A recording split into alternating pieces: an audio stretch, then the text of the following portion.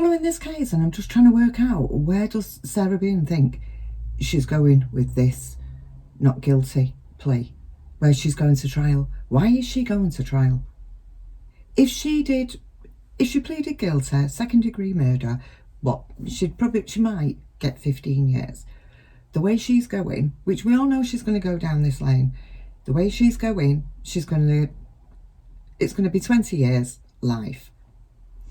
But more importantly, she's going to give her son 20 years. That's what she's going to do, because he's going to spend the next 20 years now having to go and visit her. But that's the way she'll have it. So anyway, if you've not been here before, my name's Dawn and this is Lounge Bar Crime. So let's get into it. There's a couple of things that I found, like I keep saying, and I know I'm not telling you anything. This is just for entertainment purposes only. But there's two clues that I found, one from Brian and one from Sarah herself, with regards to that CPR that she said that she gave when she found George in the suitcase. I've got my doubts about that. I do even wonder whether she lay in bed knowing that he was down there and she was just too frightened to go down, if the realisation. But then the thing that counteracts that with me is, if she'd remembered that, would she then have remembered that she'd videoed it and it was on her phone, and to go and delete it straight away? If she wasn't as smart as Nichol Kessinger, was she, in deleting everything off her phone? Honestly, that's how drunk she was. Yeah, two clues. One that Brian said and one that came from her. Now, Brian, when you seen him on that with the attending officers on camera, he didn't actually say very, very much. But he did give a couple of clues away, and also it was something that he didn't say. Now, the first thing was, he did say that he'd been trying to get hold of Sarah from 11:30 that morning, and he lives literally minutes up the road. He eventually made contact with her at 12:49. Now, Sarah confirmed this. She said that when she did get through to him, he was 30 seconds away. So that's 12:49. I don't know, give it a minute. So he got there at 10:01. Now, watch this. This is what he says happened when he got there. 12:49, which is when she told me what was going on and if I'd come over here, so I came over. She called at 12:45. Yeah, okay. Or 12:49. 12:49. Got over here, told her she needed to call 911, get somebody over here, and then basically she said she needed to go outside, have a drink and a cigarette. I walked back out of the house because I didn't really want to. Who called? Did you call or did she call? Well, I called. She called me back when I was on my way to make sure I was coming over. But I called her. Give me 1 second, okay? Yeah, so Brian says there that when he got there, obviously George was lying down. So she did get him out of the case. We know that. But Brian also says that she needed to go outside and have a drink and a cigarette. And we find out later it was the Dr. Pepper. That's the big Dr. Pepper thing with this case, with her. But it's also what Brian didn't say. Brian didn't say when he got there she was doing compressions or mouth-to-mouth, CPR, anything. He didn't say that. And he had to tell her to phone 911. So, two clues there. Obviously, she wasn't doing CPR.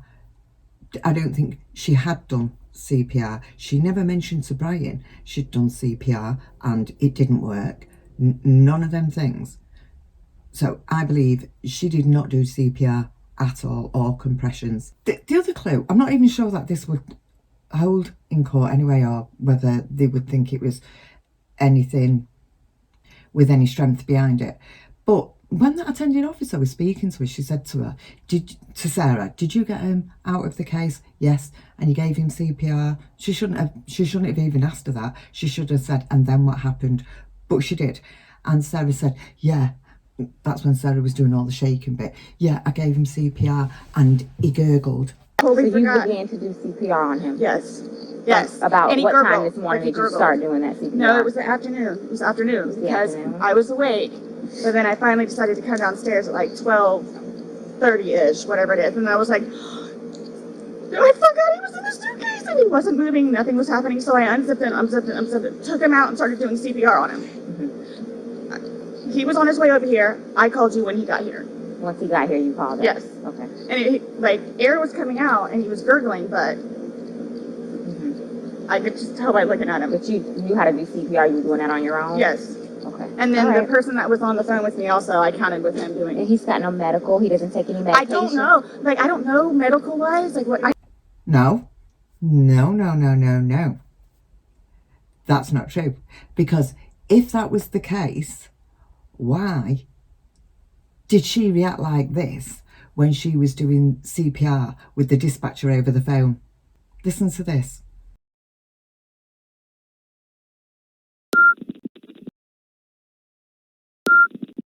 (911) What is the location of your emergency?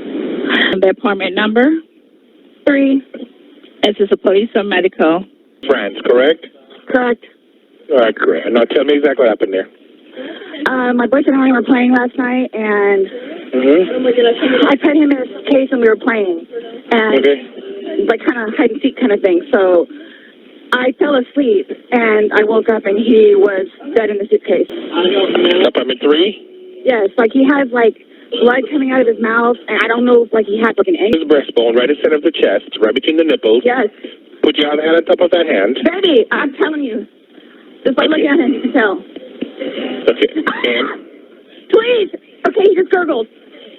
Okay. So if she'd already done CPR and he'd gurgled previously, well, for one, I can vouch to say half an hour later he wouldn't still be gurgling. It's not something that would happen. He wouldn't keep gurgling. So when she did CPR with that dispatcher on the phone, that was the first time she had properly done CPR, and he gurgled and she screamed out of her skin. So why was she saying to that dispatcher, yeah, I got him out and I did CPR and he gurgled? I know she said afterwards, and I did CPR with the dispatcher over the phone. No, that's not what she was saying. She was trying to make out, I don't know why they do this. She must know it's all going to be, on record. It's all there. So, no, I got him out and I was doing CPR and he gurgled. No, he gurgled after 1 p.m. when she made the 911 call. That's when he gurgled. How many times did she say, it's purple? She'd given up when Brian had got there, before Brian had got there, and went outside and had a cigarette.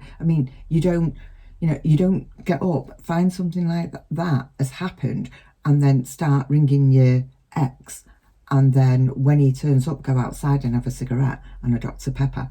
You don't do that, and then ring 911 and then start doing CPR. But in her case, she did CPR, then went outside, had a cigarette, Dr. Pepper, rang 911, and then did CPR again half an hour later. One of the other points that Sarah was absolutely emphatic about was that Suitcase was already in the living room.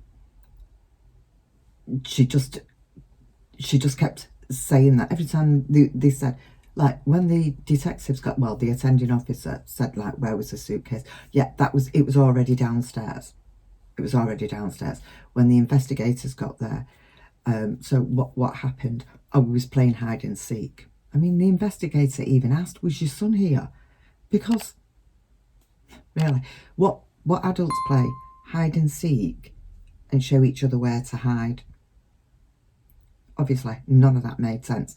But that investigator did say, and where was the suitcase? It was already downstairs. We was going to put everything in it for the charity and take it to her son's school. So it was downstairs. It wasn't upstairs, it was downstairs. We all know why that came about. In the interrogation as well, she says, George took it upon himself to bring it downstairs. What a funny thing to say, or a funny way to term it. It was his fault he brought the suitcase down. That's what that's like. You know, yeah, he took it upon himself to do that. Like he'd brought something really dangerous downstairs. Well, as it happened, something dangerous was downstairs. Well, it wasn't. It was actually upstairs. We know that. But, yeah, you know, he took that upon himself to do that. But then I fell asleep. I fell asleep. Where was the suitcase? Right where You got it in is. Right down there? Yes. You zipped him in there? Yes. Thought he would be funny, a little It joke. was. We both were laughing about it. Okay. And then And the suitcase is still in there? yep, Is it normally stored down there? Or did you guys travel recently? no, he was going to start putting some of the, what do you call it, donations in there. So that's why, That's why it's out? yes. Okay. You guys didn't recently travel somewhere or anything like that? The suitcase originally is in our closet, buried all the way to the back. If you, I know the CSI people saw our closet. Our closet needs to be cleaned out really bad. My son's clothes need to be cleaned out really bad because they don't fit him anymore, and I'm tired of looking at them. So he took it upon himself, including that suitcase, to take it downstairs so we can get all of our clothes, our donations and everything, and just leave the whole thing by the clothing and shoe thing at my son's school. So the investigators, when they start speaking to Sarah outside, they've already been in, they've seen George, they've seen the condition poor George was in, and they can see his injuries. And this is why the female investigator, I can't remember their names, was asking, if you know the names, put them down in the comments below. She was asking about where the suitcase was.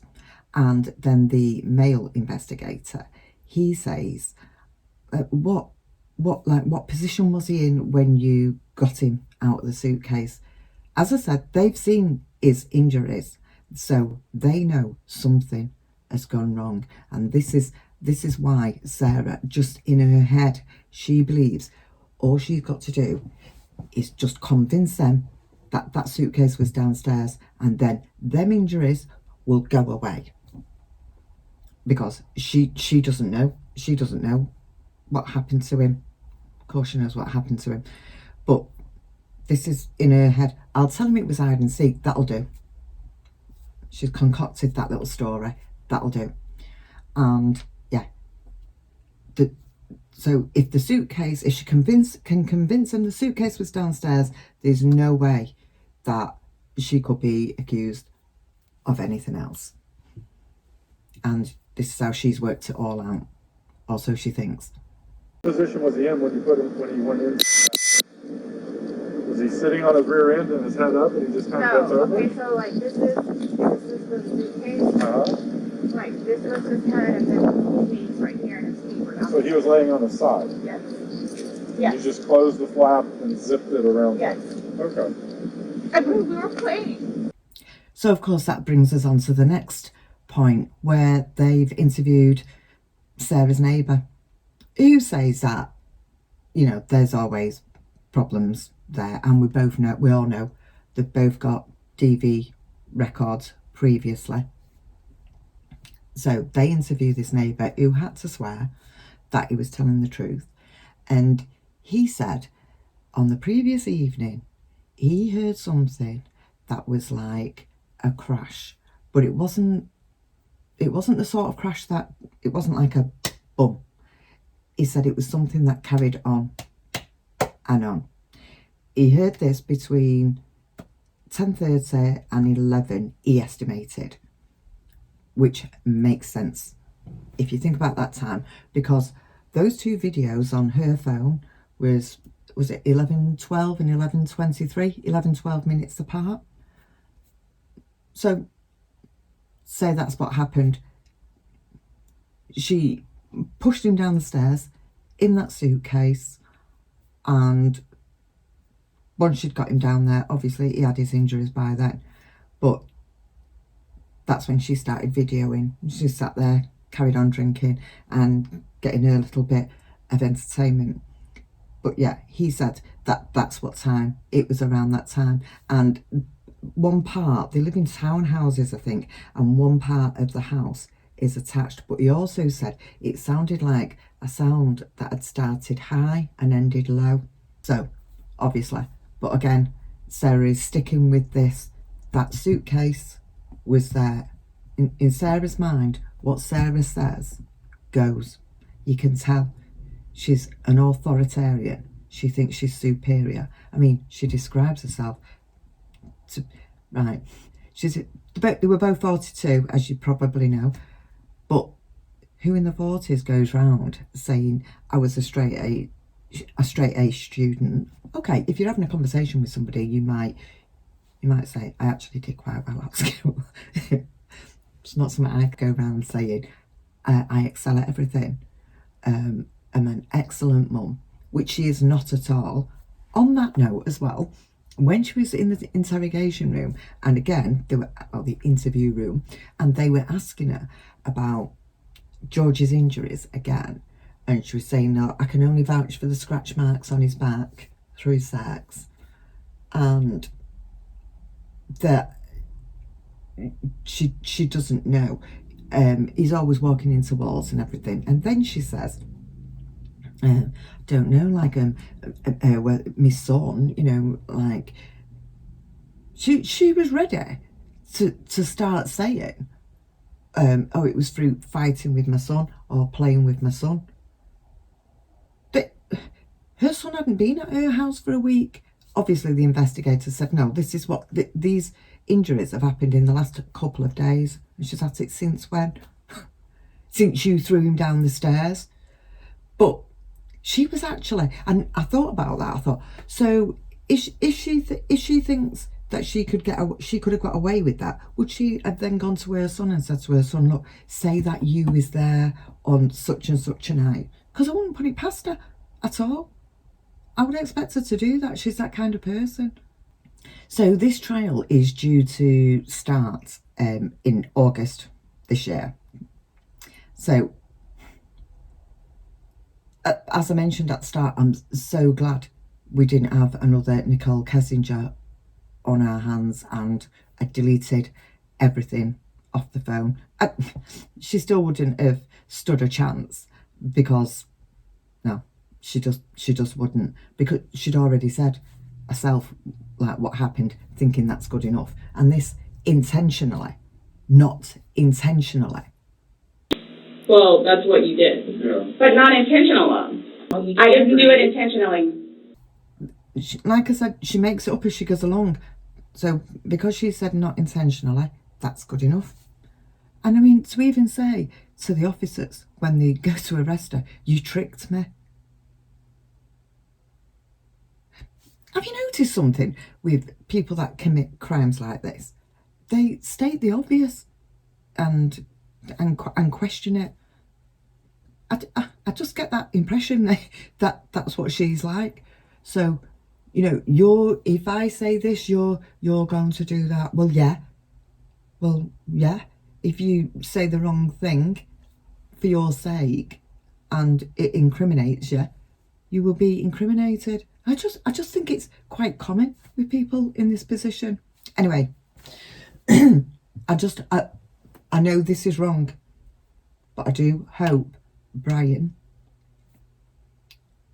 gets his little lad and goes to another state and doesn't spend the next 20 years taking him. Well, he'll be grown up, won't he? But him going backwards and forwards for 20 years.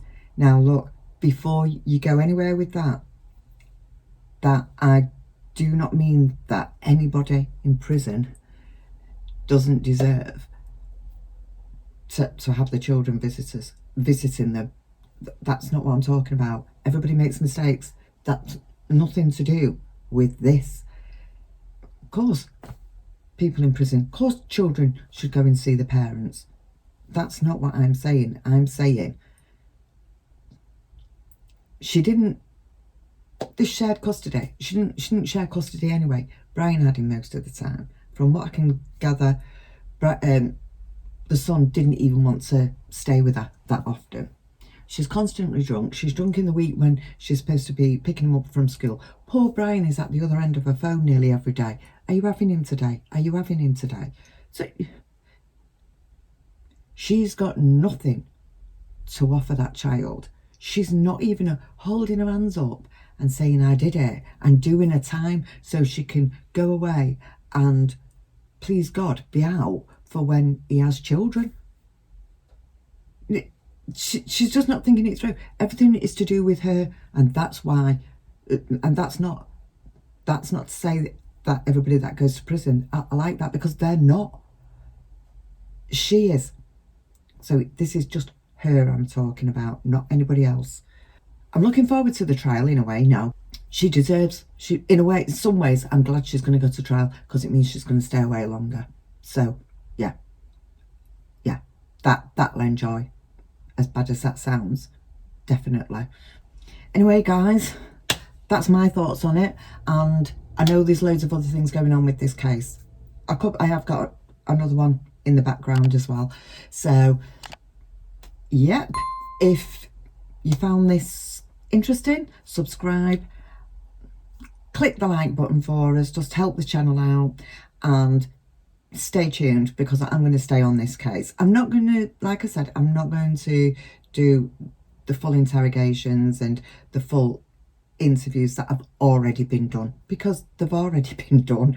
You don't need me to do that. So, but I am going to watch this case. I'm going to give you my thoughts on it, and I hope you come back and join me. And I really hope that you give me your thoughts on it, because I really do want to know. Sometimes us YouTubers, we're sat here, we're thinking one thing and we're thinking another, and we think, and I know I'm speaking for other YouTubers, we think, yeah, I wonder what my subscribers think about that, especially some of the subscribers we've got to know. We kind of think, yeah, I wonder what he or she would think of that. So always, not just with me, with all YouTubers, put your thoughts in the comments, because it is important to us. Okay, enough. I'm gonna go. I'm gonna sign off, and hope to see you again soon. Stay safe. See ya. Bye. Everything that you told us today is true and accurate to the best of your knowledge. Yes, but it was not intentional. Okay. Alright, do me a favor, stand up. I need you to turn around, face the wall. Put your hands behind your back. Do you have anything in your pockets that I should know about? No. Okay. Why is this happening? Because George is dead. Not intentionally.